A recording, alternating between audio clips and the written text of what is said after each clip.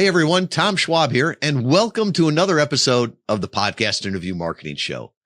Today I'm joined by Chloe Williamson, one of our outstanding account managers here at Interview Valet.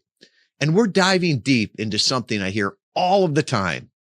What should I say in a podcast? And how do I craft a message that truly resonates? Chloe and I will tackle this challenge of messaging.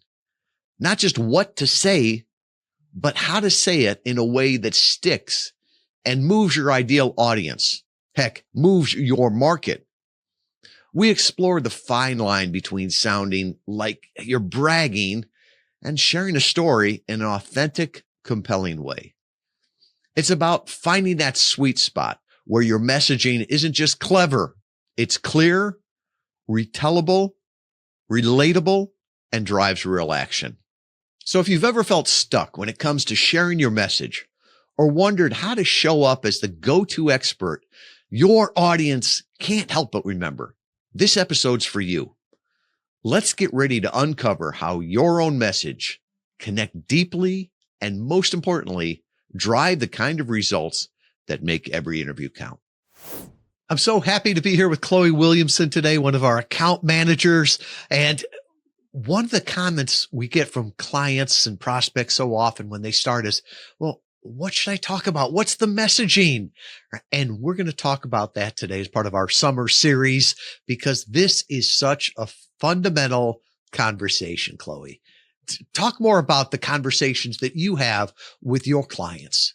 One of the biggest challenges that I find with clients, and I've said this before on the show, is that a lot of people have a very hard time talking about themselves because they tend to find it braggy or verbose or anything like that.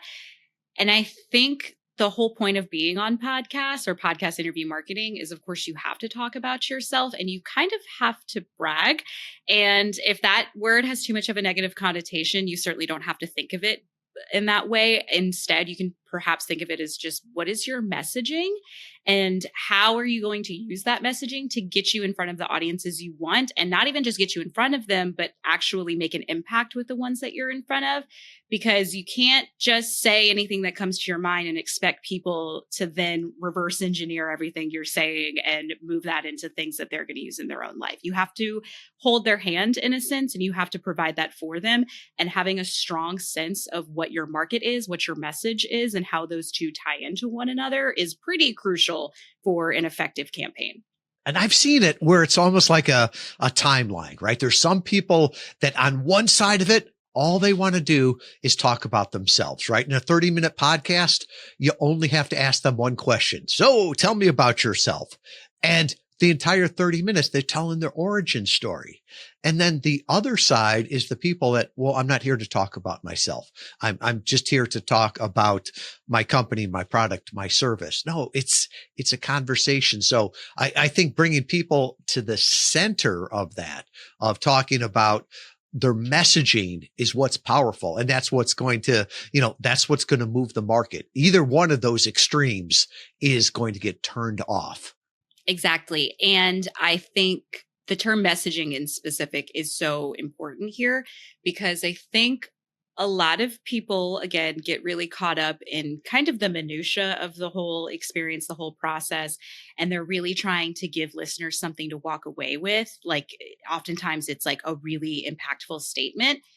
And I'll be the first one to always say authenticity cannot be fabricated. I think if you're listening to a person who doesn't believe what they're saying or is only saying things because they're trying to get your attention without any actual meat behind it, you can always kind of tell. So I think understanding what your messaging is, not just the intention, but the actual messaging itself, the actual words that you're going to say, is very important, because you want people to walk away with something that you've said. But it needs to actually mean something. Like if you're just saying something that sounds clever because you think that's what's going to stick with people, yeah, like maybe for a day, they'll remember that guy said that. But one, depending on your approach, again, you can't fabricate authenticity. They're going to know right off of the bat if you're only saying it because you're trying to, be that guy that said that cool thing.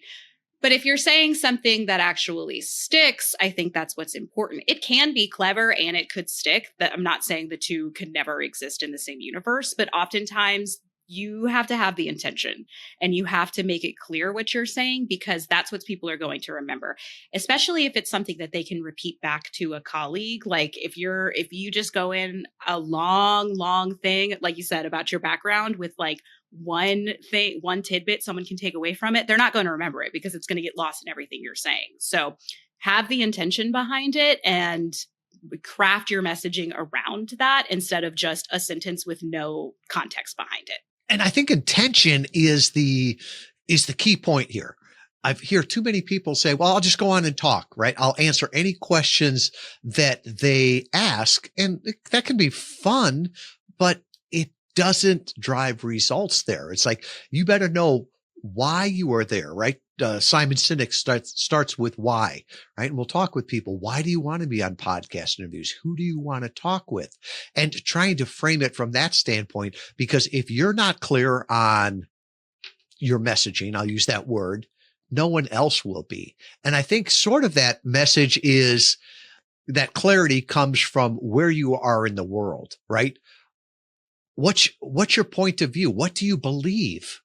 And I think, again, I'm going to use a phrase that I ordinarily think would scare most people off, but you have to walk with me here. You kind of have to put yourself in a box when you are determining what the messaging for your market is going to be. And you're not, no one actually fits in a box. Everyone's an individual. It's not that deep. I'm not saying you have to undo everything you know about yourself, but the audience that you're in front of, whatever audience that is, they're going to put you in a box. So in a sense, you have to beat them to it and you have to understand your intention, your context, your audience, or your messaging is going to just, no one's going to want to listen to it. So if you're a multifaceted professional, and by that, I mean, like you're an author, you're a speaker, you're an expert, you're a CEO, you're all of these things. When you have comma, that's great. That looks really good on paper. And when you're trying to market yourself, but when you have a specific interview, you have to pick one, maybe two of those things that's the hat you're wearing that day. Because if this audience is an audience of CEOs and you're only talking about basic business coaching and what you did in entrepreneurship, yeah, there may be something that audience can walk away from, but that's not what they're here to listen to. So you have to be able to categorize yourself and niche yourself down, or you're just going to be, like I always say, you're going to be talking into a void where no one's actually going to be talking back. Yeah. And we're such big proponents here of the idea of category design that comes from the book Play Bigger. And if you just start your messaging and people don't have a category to put it in, they'll have no idea what it means. It's meaningless there. And if you just allow them to decide what it is, they might get it in the wrong one, right? There's lots of things you and I could talk about, right? If somebody wants to talk about, being a veteran, I can talk about that. I can talk about being a parent, a business owner, right? But tell me what hat I'm showing up in, because if you don't know that category that we're talking, it's meaningless on that. And I love how Christopher Lochhead talks about it from the supermarket perspective, right? If you say the brand and you don't give the category, it's meaningless. Worse yet, like you said, with the messaging, right? If I just say, oh, it's smooth, it's creamy, sometimes it can even be chunky. Well, that could be like really weird until okay, what category are we talking about? Oh, we're talking about the peanut butter aisle. Okay, now I've got something to frame that in. Oh, and the brand, we're talking Jif. Okay, now we can get the messaging in there. But if all of a sudden we just start with the messaging without knowing what category we're in, why we're there, what framework, or as you said, box we're putting the audience in or ourselves in, it's meaningless from that. And you have to evolve with those sort of things too, in terms of framework. A really good thing is to just take old messaging and elevate it. Not everybody is a savant that's going to unearth these amazing ideas, philosophies that no one's ever said. No, most people, especially in like business sectors, are kind of doing the same thing, just in different ways. And that doesn't mean that you still can't elevate that and position yourself as an expert over these others. You just have to find the way to say it.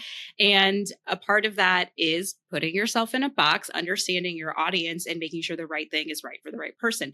Because again, even if you're someone with that comma, comma, comma, all those different titles, excellent advice for one of those sectors of what you do could be horrible advice for another one. So that's why you have to understand what box you're coming from, because something you're saying to this group of people may be the worst advice you could possibly give to another group of people. And if you're not making it clear what your intention, your context, your audience is in those, you could really get lost in it. You could even, God forbid, you could position yourself as someone who doesn't know what they're talking about because you're not making it clear enough who is supposed to be actually listening to what you have to say. Yeah. And we do that sometimes with one sheets, right? So we'll have different hats that people show up on and they could talk about multiple different things. Well, if you put it all on one sheet, it's just going to confuse people. I'm like, I thought they were an expert in this. Now they're talking about this, right? So to boil it down and to know what hat you're showing up with, who are you talking here, and giving that framework, the category, the box, if you will, of how you're showing up there, because that helps the host see where you're coming from and also the audience. So one of the things that we always tell our people is have a disruptive statement, have a point of view, have something that's memorable on that. How do you think about that as far as your messaging goes? It's a lot simpler than I think it seems. I think that sounds like a very daunting prompt for most people because it's kind of asking them to really dig deep. And in a way, it's kind of not. I think having point of view is just that. I think it is utilizing a lot of I statements, a lot of my statements. I could easily get on any podcast and say, oh, business is pretty bad. This person did this and that happened. But if you just simply flip that and say, I've noticed that business is bad because my colleague did this and this and this, you're already, it's almost subconscious. You're already asserting yourself as an expert in that because it's from firsthand experience and it's not just you repeating something that you heard. And even if you weren't just repeating something you heard, but you have a hard time putting it in that I statements, you have to have the kind of confidence in what you're saying. Like I said, it's not bragging if you're honestly reporting on something you've tried, you've proven to be true. And that's what gives you that point of view. That's what can set you apart as a leader, a thought leader, even because you're the one putting it here.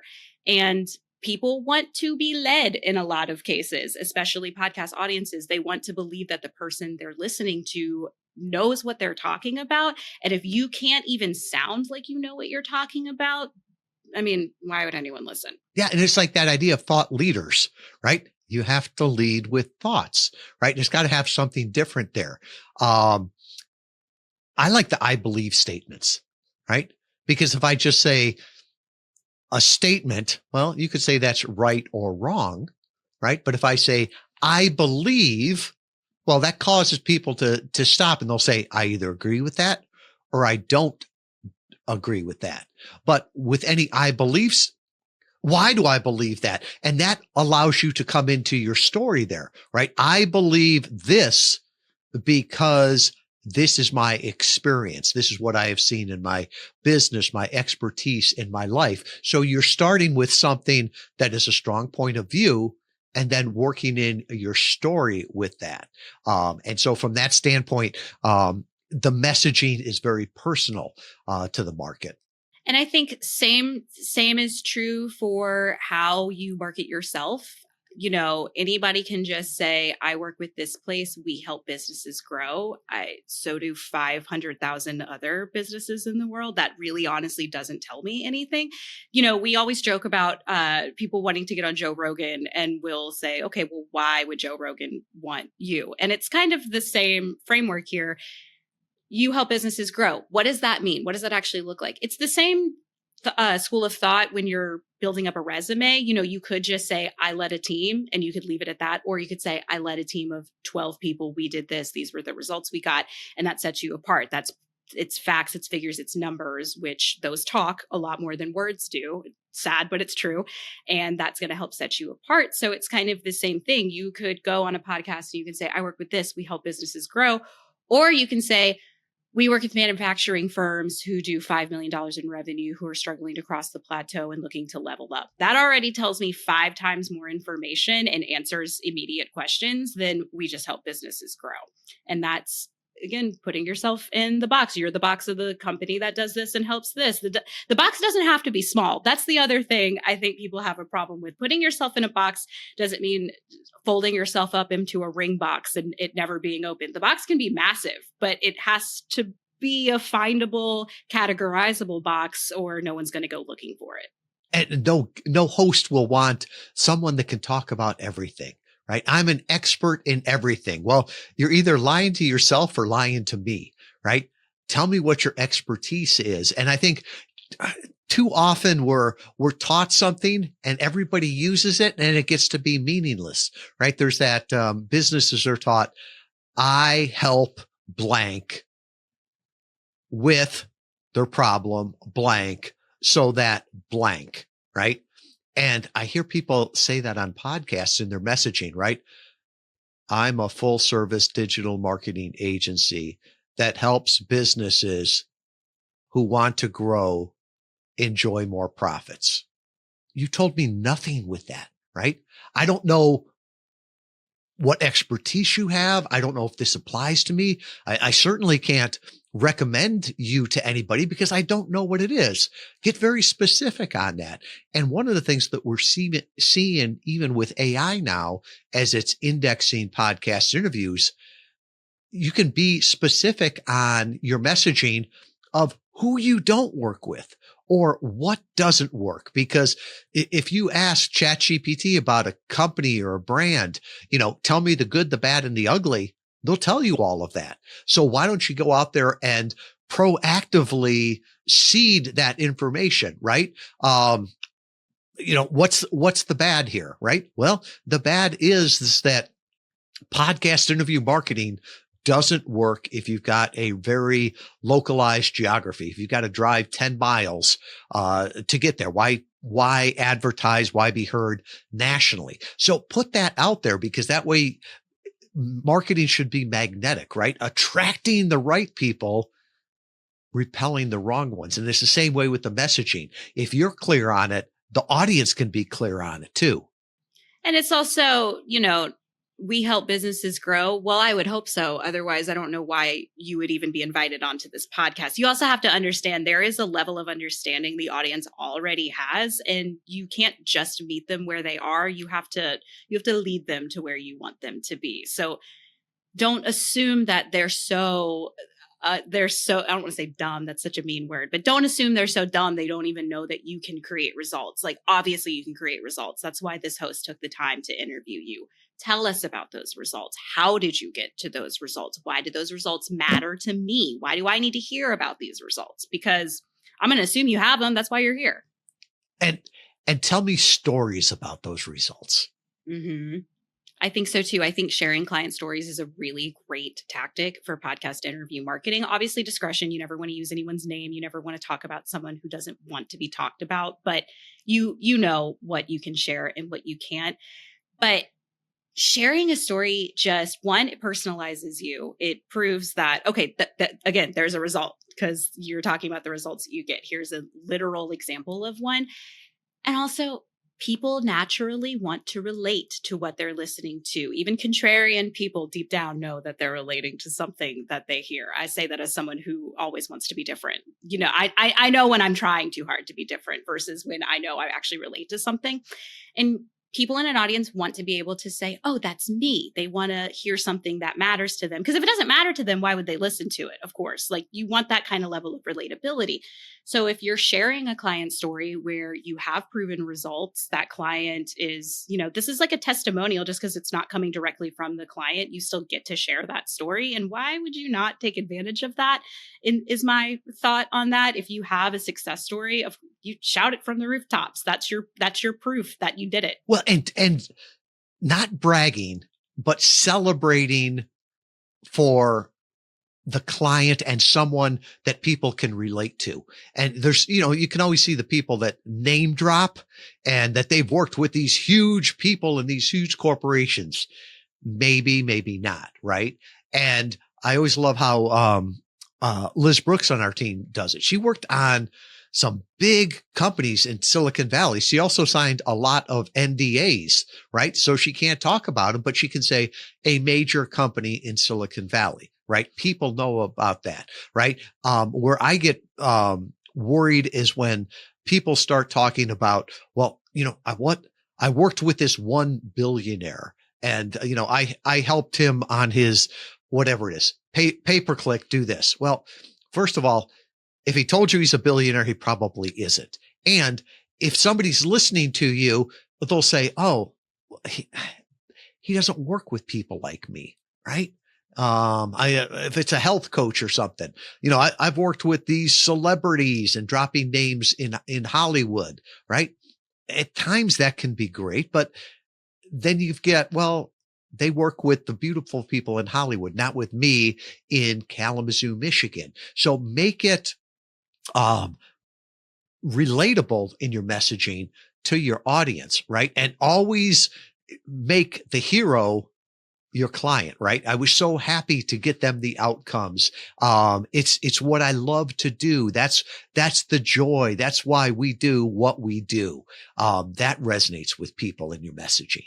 And again, I think that's an important point too, that the client should be the hero in this. And another point to make off of that, your client stories don't have to just be stories of triumph. In fact, I would urge you to consider telling a story where you messed up or you had the wrong idea on something, or you maybe, any kind of pitfall in there, because if you prove that from that you pivoted, you adapted, you changed, you made something good out of it, that's going to make you even more relatable to the people, because you're not just self-congratulating on this podcast saying how great I am, I made everyone's life so much better. It's like, no, everyone has one client that does not think they hung the moon and the stars. And perhaps that story could be more interesting and could make your message more effective, because it humanizes you. It proves that it's not just great. You can't just snap your fingers and be like me. It takes hard work. And this is some of the hard work that it takes. I think of Nick Osborne.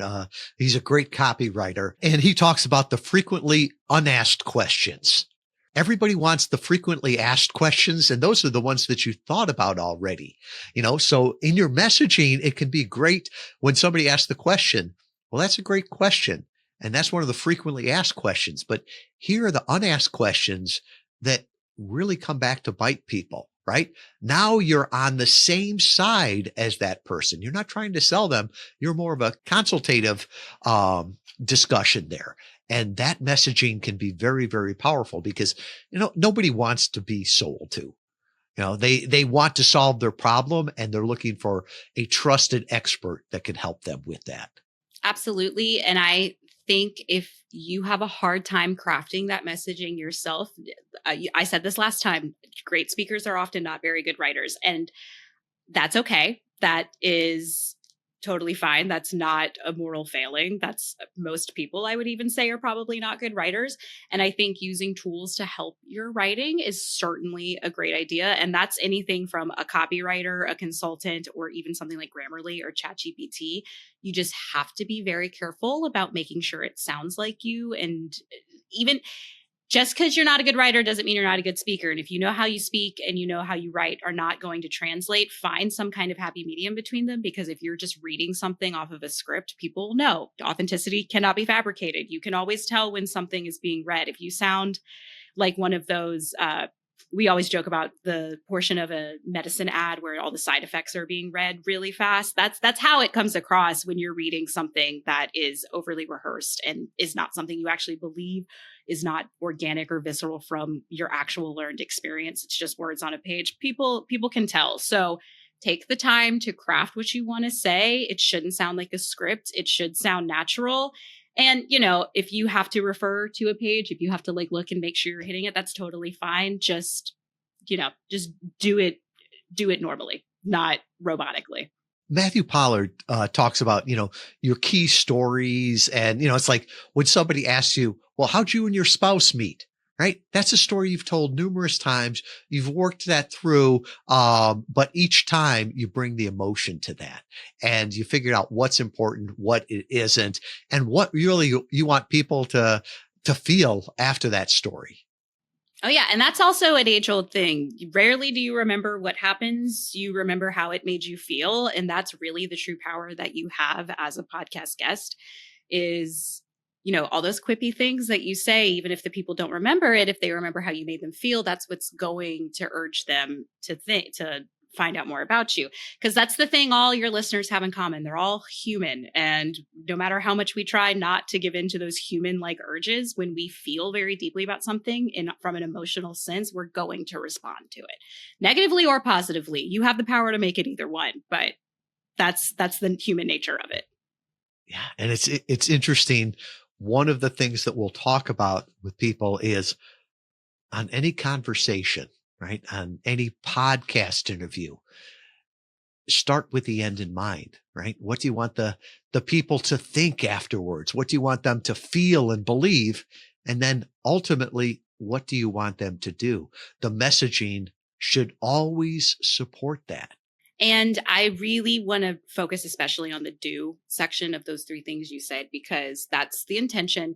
I can say from experience working with so many podcast hosts, a very typical question that they will ask when evaluating a guest is, what is the actionable advice that they are going to give my listeners to walk away with? And that's really important. It seems like it's just kind of a basic filler question on a podcast form amongst the many others, but that's kind of the ticket right there, because anybody can just get on the microphone and tell their story and talk about all these client success stories and how great they are and this and quip and aren't I so great? Don't you want to come to my website? But then what?